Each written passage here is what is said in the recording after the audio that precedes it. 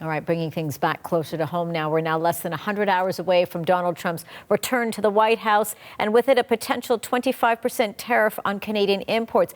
It's a move that could have wide-ranging impacts both here and the United States. Prime Minister Justin Trudeau says a unified approach is Canada's best defense.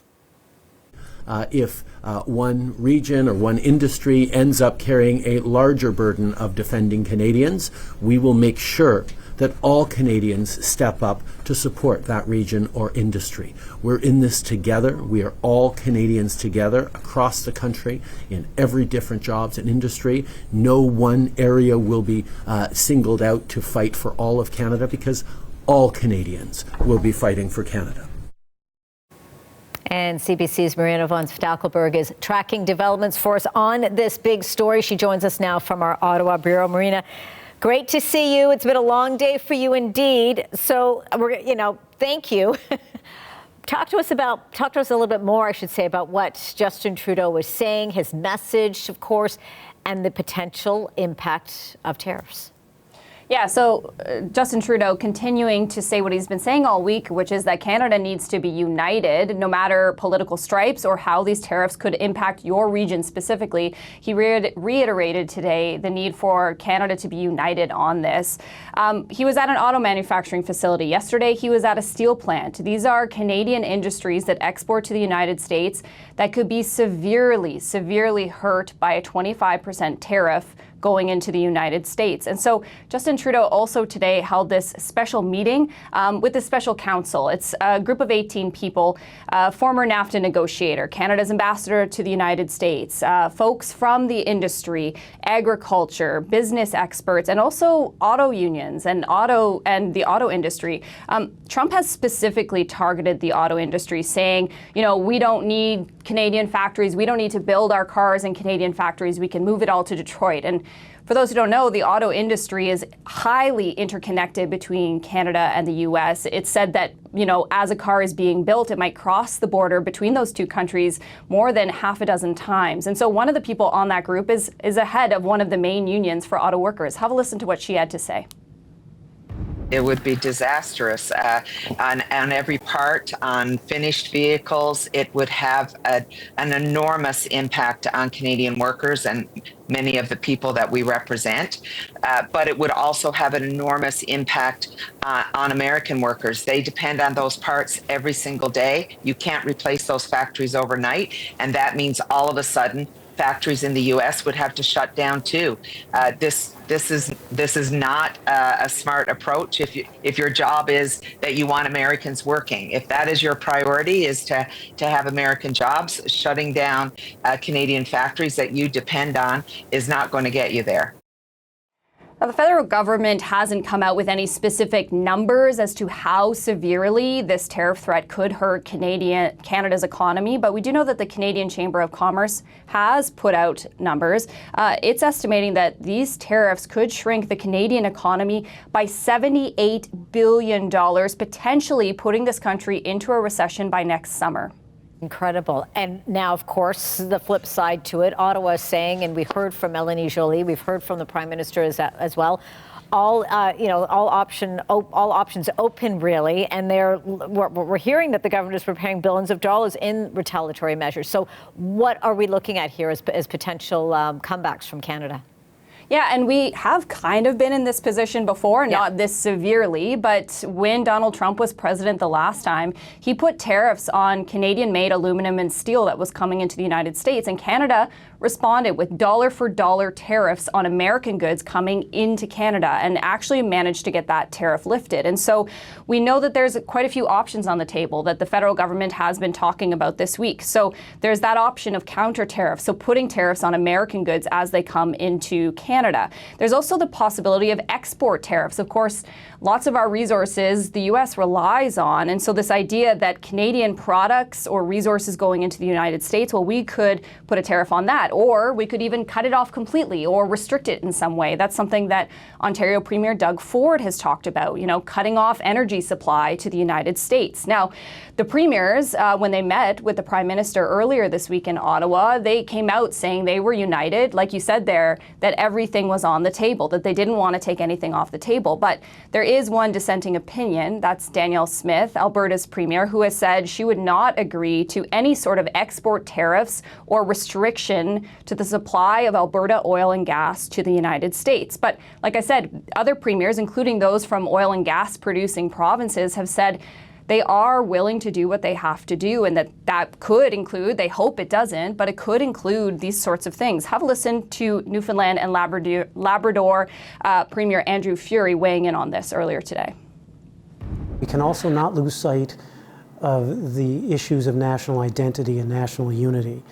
And rest assured, the President is looking north to see if there's any fractures, if there's any division. And there is no question, given his history and his success in this approach, by the way, credit to him, that he will use those moments, those fractures, if you will, to leverage more value for the people, for him in the United States. Andrew Furey there, the Premier of Newfoundland and Labrador, talking about how, this could really impact jobs, it could impact industry, economy.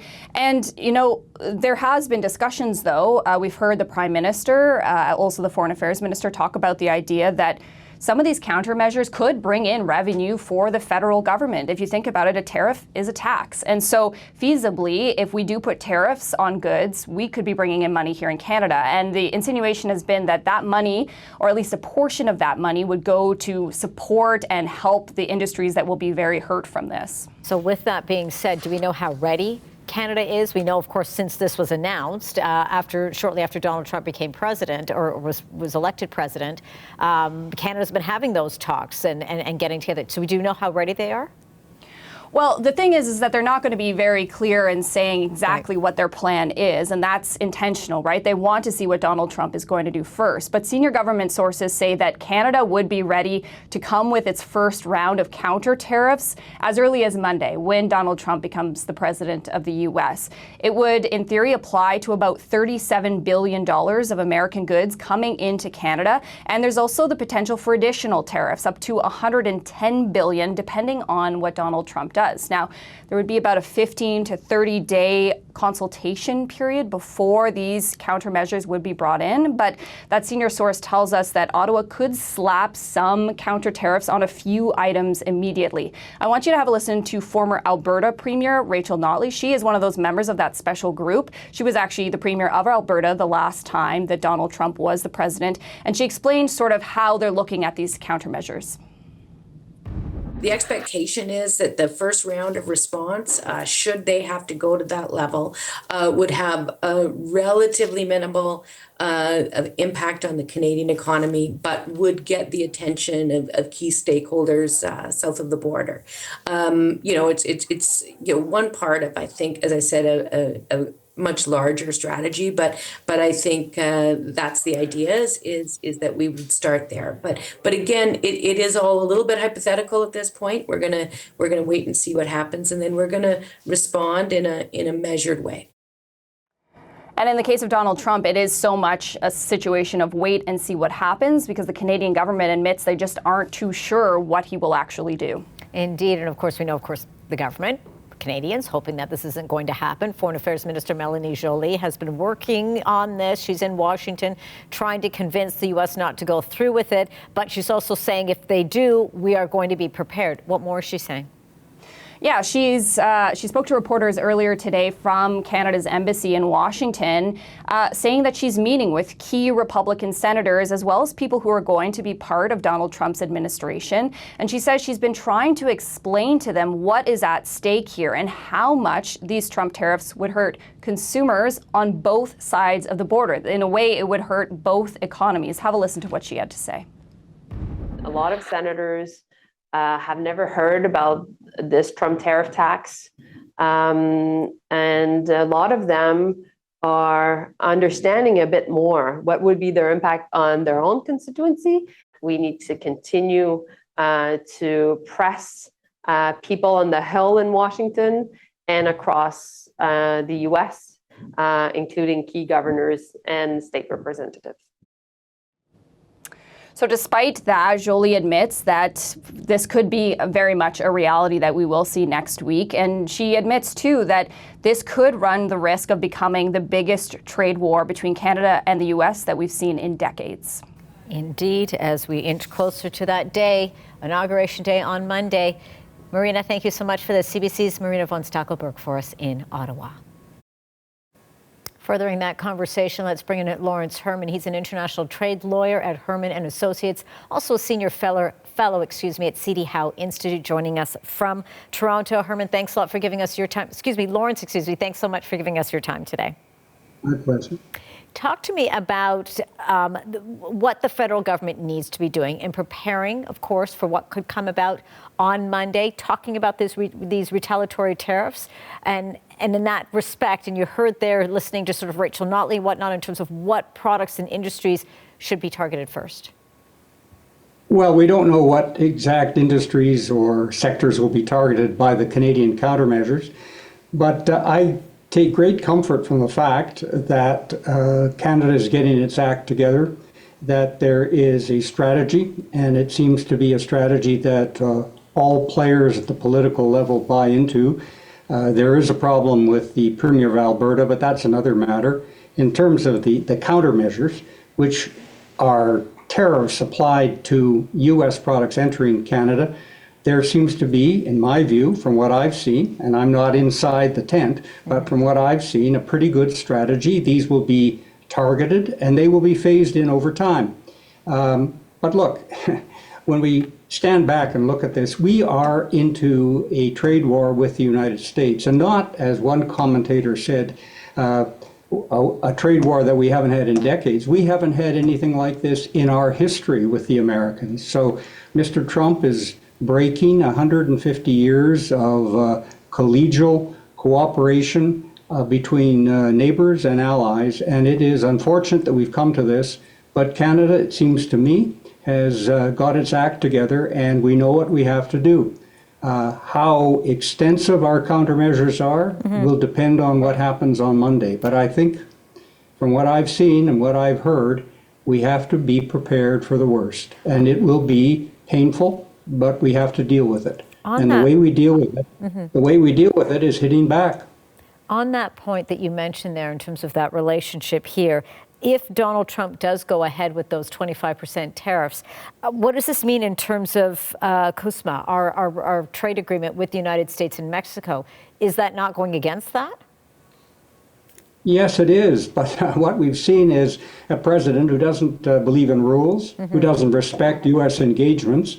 And frankly, he's shown that the U.S. signature on a binding treaty is of no value, because he's saying, regardless of the fact that we've got a trade agreement among the three countries, I'm going to do what I want to do. And if you don't like it, come and sue me. That's basically what he's saying. The same thing he might say in a real estate transaction when he's got the upper hand.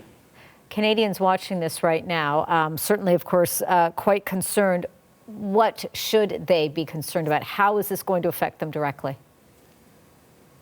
Oh, it's going to affect us directly, because it's going to make everything that we import from the United States more expensive, and everything we sell to the United States more expensive. So the fact that these tariffs will be applied at that level, at 25%, means Canadian and U.S. trade is going to be impeded in a significant, material, enormous way. So the long-standing history of a trading relationship that by and large has been productive and successful and beneficial to both countries is no longer. We have entered into, I'm afraid to say, very dark passages. With that being said, then, is there going to be a hard push? And of course, if we look at the overall political landscape that we're dealing here in Canada, things being sort of quite teetering, is this going to be a hard push or perhaps an eye-opener for Canada to figure out how it can be more independent of the United States? Well, yes, it is. I think it's going to be a lesson that has been coming for a long time. What we need to do, there's a lot of things, and you've seen the press, and there's analyses of all sorts, but what we need to do is get our internal market organized so we don't have interprovincial trade barriers. That would help a great deal. And we have to look for other export opportunities, something that we've been trying to do for a long time without huge success, some success, but not huge success. And this is going to force Canada to look to other opportunities and not to be so dependent on one customer. That's the root of the problem, our high dependence on one customer, the U.S., which has shown itself to be an unreliable customer. So what are you going to be watching for between now and what happens sometime on Monday, perhaps into Tuesday? Not just, of course, in terms of what we're going to see, what Donald Trump could potentially do, but Canada's strategy and how we're looking to implement it. And we'll need to do so swiftly. Yes, we will. But, we can phase in our countermeasures over time. The government has announced today that there'll be a first round of counter tariffs, tariffs on U.S. imports, and subsequently another more extensive round if necessary. So not everything will be clear the first day. We'll see what Mr. Trump does with his first wave of tariffs, and we'll see how bad those are, and we will respond accordingly. I think the Canadian government, from what I've seen, has got its strategy pretty well sorted out, and that's a good thing. As to the other issue, that is export restrictions on certain products, that's something that can be developed and implemented over time. It may not involve oil and gas exports, but let's see what other items that we can control in another phase of countermeasures in terms of restricting sales to the United States of things they need. That's what we have to do. We want to impose as much pain on the American economy as we, the smaller player, can possibly do. And we have certain elements of leverage, and Canada just has to be prepared to use that leverage to the maximum. Lawrence, it's great to have you on this. Lawrence Herman, international trade lawyer at Herman & Associates. Thank you again.